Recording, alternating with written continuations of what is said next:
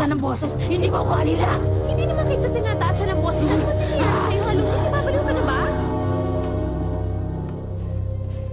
Hindi niyo dapat sinira ito. Na hindi niyo pa natatapos ang Spirit of the Glass. Dahil hindi kayo titigilan ng Espiritu.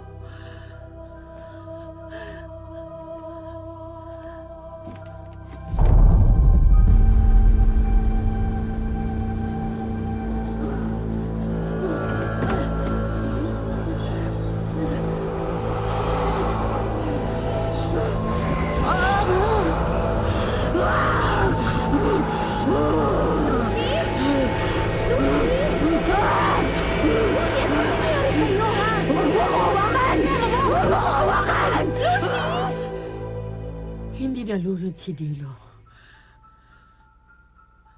Wala ni isang patak na tubig sa baga niya. Pero sa kamay niya, may sugat. Parang kagat ng ahas. Natuklap ang balat niya. Hindi ko kayo maintindihan. Hindi ko humawak si Nilo sa Ouija board. Hindi naman kailangang humawak para madamay.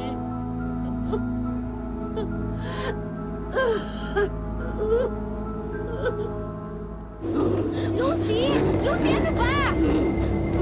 Lucy! Kahit kailan hindi mo ako tinuring na kaibigan.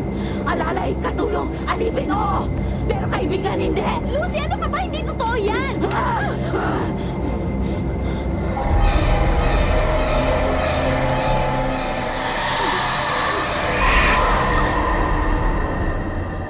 Lucy?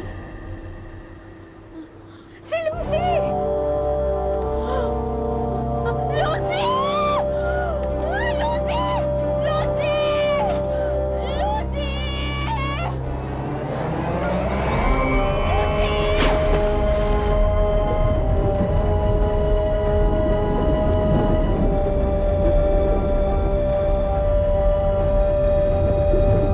Itigil niyo! Itigil niyo muna! Bilisan mo!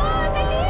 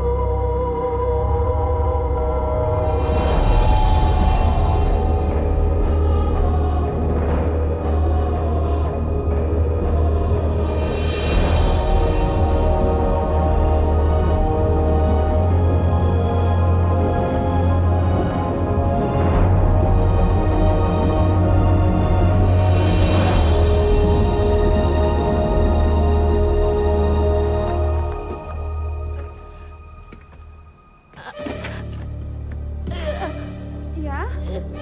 Yaya? Okay ka lang? Ano nangyari sa'yo? Oh my gosh, sorry, naiwan kita. Sorry, Yaya.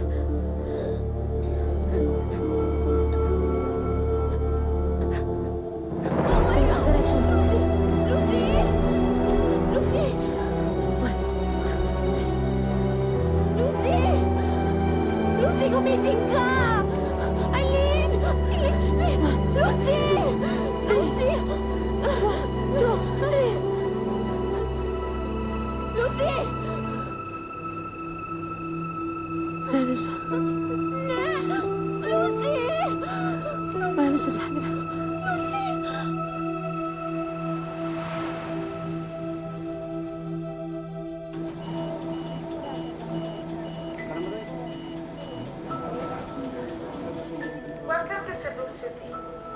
Passengers bound to Manila, please proceed to gate 2. Now board. Ate Romina, wala na si Lucy.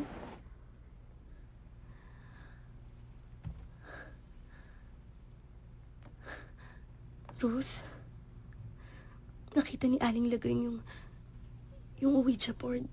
Si Nilo kasi, hindi raw namatay sa pagkalunod. May sugat daw na parang tuklaw. Sinabi ko nga na baka dahil sa mga ahas sa beach. Pero hindi raw galing sa ahas ang sugat.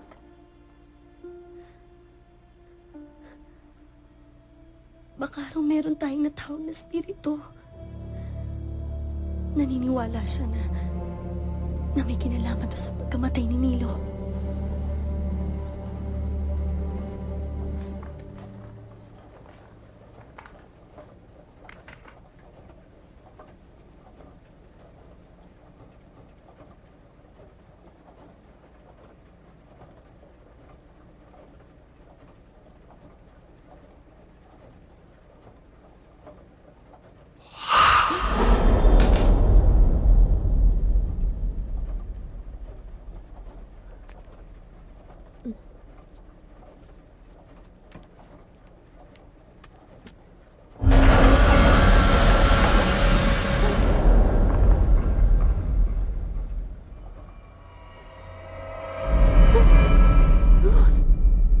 Kailangan natin ng tulong. Akala ko ba tumawag ka ng medical assistance? Hindi medical team ang kailangan natin. Nakausap ko si Ate Romina. At may kinalaman daw ang spirit of the glass sa pagkamatay ni Nilo at ni Lucy. Ruth, kung gusto mo makipagbiruan, wag ngayon. Pagod ako, okay? Wag ngayon. May nakitang sugat kay Nilo. At nakita ko rin yung sugat na yun sa braso ni Lucy. Parang mga tuklaw. And so, rashes. Ano ba nangyayari sa'yo? Bakit pa napapaniwala ka sa sinasabi ng Romina yun? Paano mo mapapaliwanag yung nangyari kay Lucy? Broken-hearted yung tao. Nagpakamatay dahil depressed. Mahirap bang paniwalaan yun? Ay naku, Ruth, tigilan mo ako. Magpahinga ka na.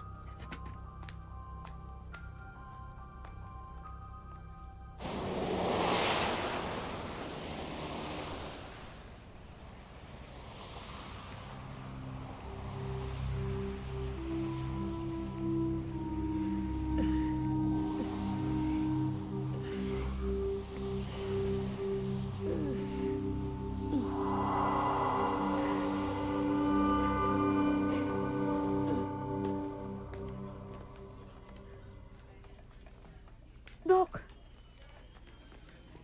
Ang sabi niyo nalunod siya, hindi ba? opo. That's impossible. Walang tubig sa baga, not even a drop. Imposible sa pagkalunod siya namatay. Yung sugat po niya. Alam niyo ba kung saan niya nakuha yun? At first, akala ko nakatuklaw sa kanya isang ahas or some sort of animal. The rush around the punctured wounds indicates na meron siyang allergic reactions. Pero walang nakita sa toxicology report eh. So, Doc, paano niya ipapaliwanag yung pagkamatay ni Lucy? Hindi ko pa ma-explain at this time. Doc? Excuse me, ah.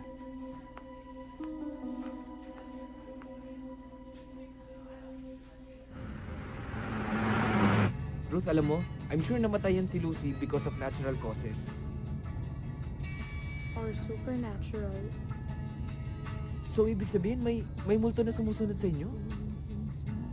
Ewan ko.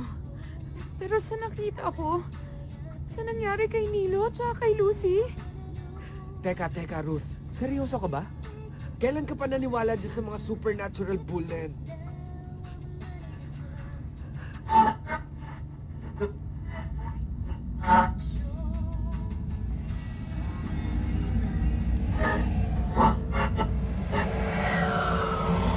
Yaya?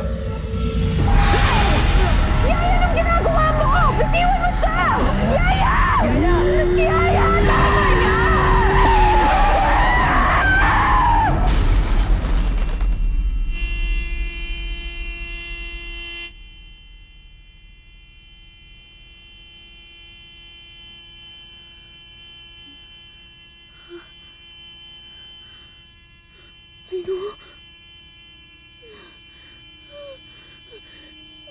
Gino?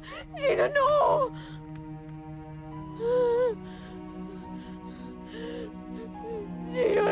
Gino!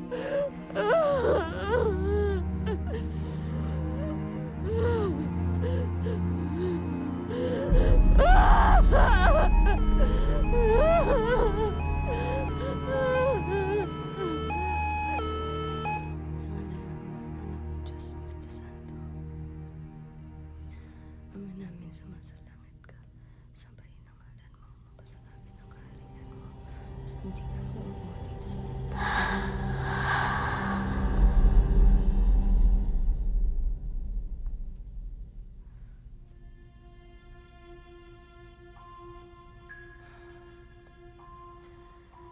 Dito sa lupa para ng sa langit.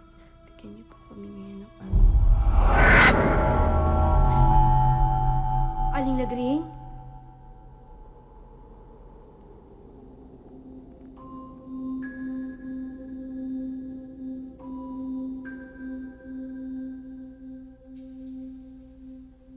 You think I don't know what's going on? I am just so sick and tired of your womanizing. You're cheating! I told you, I'm not fooling around. You know what? I'm sick and tired of all your paranoia. You're making up all of these stories. For what? What the hell are you afraid of? Ang bilis ng pangyayari. Ikaw, Alien, I don't think the case against you will prosper. Kitang-kita